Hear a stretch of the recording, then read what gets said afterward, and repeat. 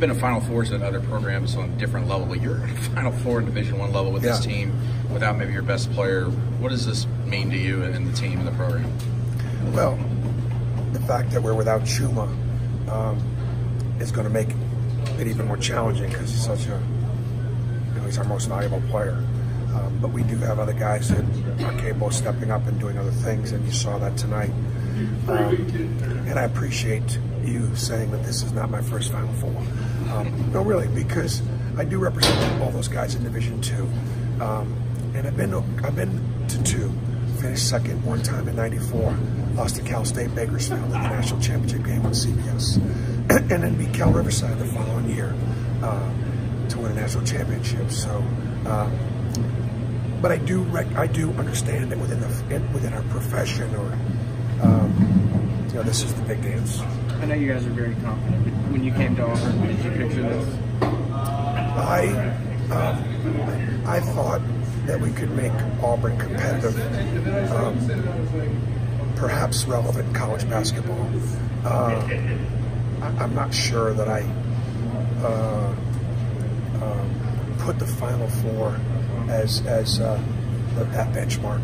Now, I do talk to my teams honestly about the fact that there are teams that you're going to have that don't have the ability. We just, we got to have a good year, but we're not capable of competing for a national championship. I made sure the last couple of years our guys understood that that's what our goals were, and we talked about having unfinished business last year. Just think about this. Last year we have one of the second or third best seasons in Auburn basketball history, and all the guys want to talk about is that there's unfinished business. What are you talking about? And I think you're seeing here in this month the fruits of their attitude. Is there a moment during this run where it started to hit you that this could be a Final Four team?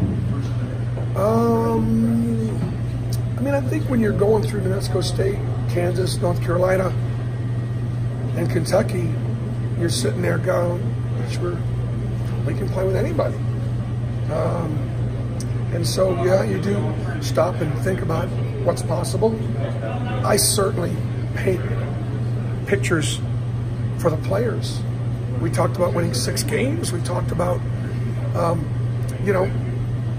didn't really feel like this was any kind of a championship. I guess it's the Midwest Regional Championship, but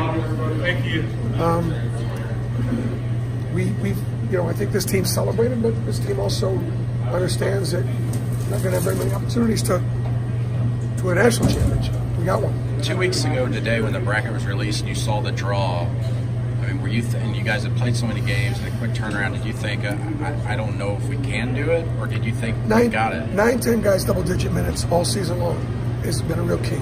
Bryce Brown and Jared Harper are the only 2 guys that have a right to say they're tired, and they're in great shape. We're not tired, and that's a really healthy place to be. And we were exhausted at the end of last year because we only played 7-8 guys at the end because we were just so short-handed. So the fact that we're committed to our bench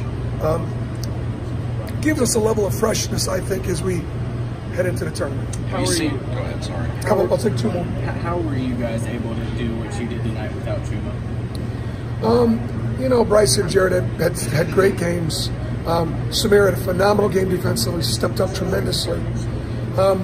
And sort of by committee, everybody by committee helped. So. Does this moment take on any special significance with the adversity and the controversy that you and this team have had? Not really, because whenever it's just not the focus. There's so many challenges in the preparation and all the other things that we're working towards. The full-time academic loads, all the different things that a couple of things that went wrong really just weren't the focus of the team. It was great getting D'Angelo and Austin back this year and having their eligibility restored, but we were able to win without them, and having them back this year has enabled us to continue to win.